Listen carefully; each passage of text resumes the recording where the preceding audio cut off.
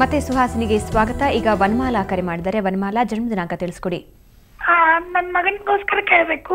ಅವ್ರ ಜನ್ಮದಿನಾಂಕ ತಿಳಿಸಿ. 9/1987. 9/1982. ತಿಂಗಳು ತಿಳಿಸಿ. 87 ತಿಂಗಳು ತಿಳಿಸಿ. ತಿಂಗಳು ಜೂನ್. ಓಕೆ, ಇವಾಗ ಸಮಯ ತಿಳಿಸಿ. 10:20. ಬೆಳಗ್ಗೆನ ರಾತ್ರಿನ? ಬೆಳಿಗ್ಗೆ. ಪಂಡಿತರಿದ್ದಾರೆ, ಮಾತಾಡಿ ಅವ್ರ ಜೊತೆ. ಬೆಳಿಗ್ಗೆ 10:20. ಯಾವ ಊರಲ್ಲಿ ಹುಟ್ಟದ್ದು? ಅವನು ಮಿರಾಜು. ಮಿರಾಜ್. ಸರಿ, ಈಗ ನೀವು ಎಲ್ಲಿಂದ ಕರೆ ಮಾಡ್ತಾ ಇದ್ದೀರಿ? ನಾವು ಅಣ್ಣಿಗೇರಿ ಅಂತ. ಸರಿ, ಬೆಳಗಾವಿ. ಈಗ 82 30 ವಯಸ್ಸಾಯ್ತು ಮಗಳಿಗೆ. ಏನು ಮಾಡ್ತಾ ಇದ್ದಾಳೆ? 87. ನೋಡಿ, 82 ಅಂದ್ರೆ 87 ಅಂದ್ರೆ ಇನ್ನೊಂದ್ಸಲ ಕರೆಕ್ಟಾಗಿ ಹೇಳ್ಬಿಡಿ. 9/6/87. 9/6/1987. ನೀವು 87 ಹೇಳ್ತೀರಾ ಏನೋ ಗೊತ್ತಾಗೋದಿಲ್ಲಲ್ಲ ನೀವು ಹೇಳೋದ್ರಲ್ಲಿ. 87. ಸರಿ ಆಯ್ತು ಬಿಡಿ. ಏನು ಓದ್ತಾ ಇದ್ದಾಳೆ? 24 ವಯಸ್ಸು. ಏನು ಓದ್ತಾ ಇದ್ದೀರಿ? ಮಗ ಬ್ಯಾಂಕಿನಲ್ಲಿ ಕೆಲಸ ಮಾಡ್ತಿದ್ದಾನೆ. ಅವನ್ ಮದುವೆಗೋಸ್ಕರ ಕೇಳಬೇಕಾಗಿತ್ತು. ಇದು ಮಗಂದ ಮಗಳದ? ಮಗಂದು. ಸರಿ, ಸ್ವಾತಿ ನಕ್ಷತ್ರ, ತುಲಾ ರಾಶಿ, ಒಳ್ಳೆ ಗುರುಬಲ ಇದೆ. ಈ ಸಲ ಮದುವೆ ಮಾಡಬಹುದು.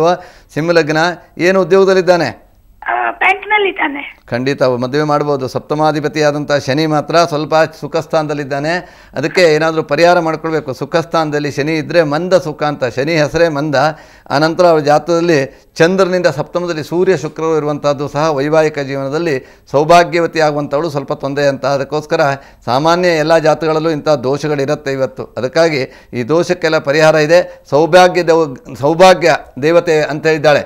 ಅದರಿಂದ ಸೌಂದರ್ಯ ಲಹರಿ ಪಾರಾಯಣ ಅಥವಾ ಸೌಭಾಗ್ಯ ದೇವತೆಗಳಾದಂಥ ಎಲ್ಲ ಸ್ತ್ರೀ ಇದಕ್ಕೆ ಸಂಬಂಧಪಟ್ಟಂಥ ದೇವತೆಗಳು ವೇದ ಮಂತ್ರಗಳಲ್ಲಿ ಬರುತ್ತೆ. ಆ ದೇವತಾ ಪೂಜೆ ಪುನಸ್ಕಾರವನ್ನು ಮಾಡಿಸ್ಕೊಂಡು ಮದುವೆ ಮಾಡಿ. ಮದುವೆಗೆ ಗುರುಬಲ ಇದೆ ಈ ಸಲ ಸಪ್ತಮದಲ್ಲಿ.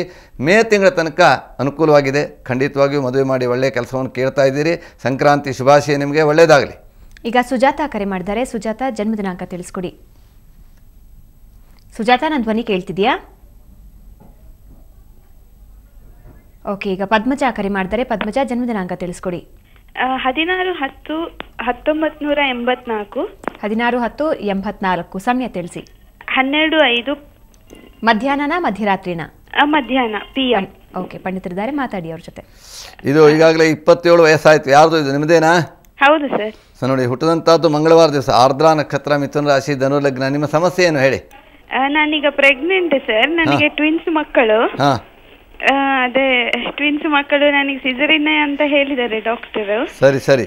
ಈಗ 6 ತಿಂಗಳು. ಅವರ ಅಂದ್ರೆ ಈಗ ಸಿಸರಿನ್ ಅಂದ್ರೆ ಟೈಮ್ ನೋಡ್ತಾರಲ್ಲ, ಹೇಗೆ ಅಂತ. ಸಿಸರಿನ್ ಟೈಮ್ ನೋಡಿ ಮಾಡಿಸಬಾರ್ದು. ಹುಟ್ಟುವಾಗ ಯಾವಾಗಲೂ ಮುಹೂರ್ತ ಕೇಳಬಾರ್ದು. ಖಂಡಿತವಾಗಿಯೂ ಮುಹೂರ್ತ ಕೇಳಿ ನಾವು ಹುಟ್ಟಿಸೋದಿಲ್ಲ. ಭಗವಂತ ಬರ್ದಂತ ಮುಹೂರ್ತದಲ್ಲಿ ಭವಿಷ್ಯ ಅಂತ ಕೇಳ್ಬೇಕಿತ್ತು.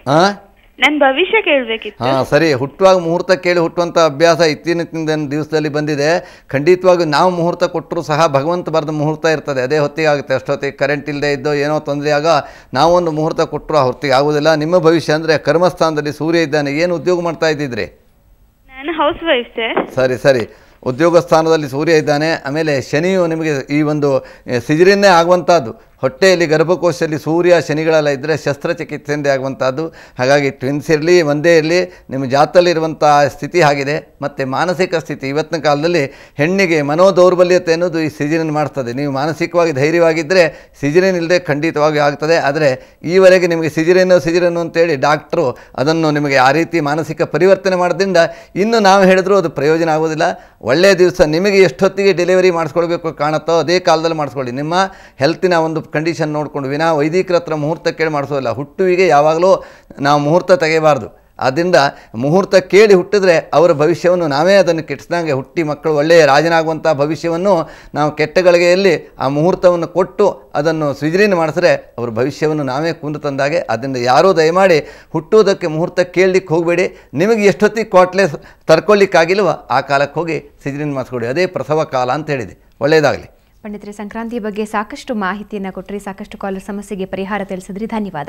ನಮಸ್ಕಾರ ವೀಕ್ಷಕರೇ, ಇದು ಇವತ್ತಿನ ಸುಹಾಸಿನಿ. ಕ್ಷಣ ಕ್ಷಣದ ಸುದ್ದಿಗಾಗಿ ನೋಡ್ತಾ ಇರಿ ಸುವರ್ಣ ಸುದ್ದಿವಾಹಿನಿ.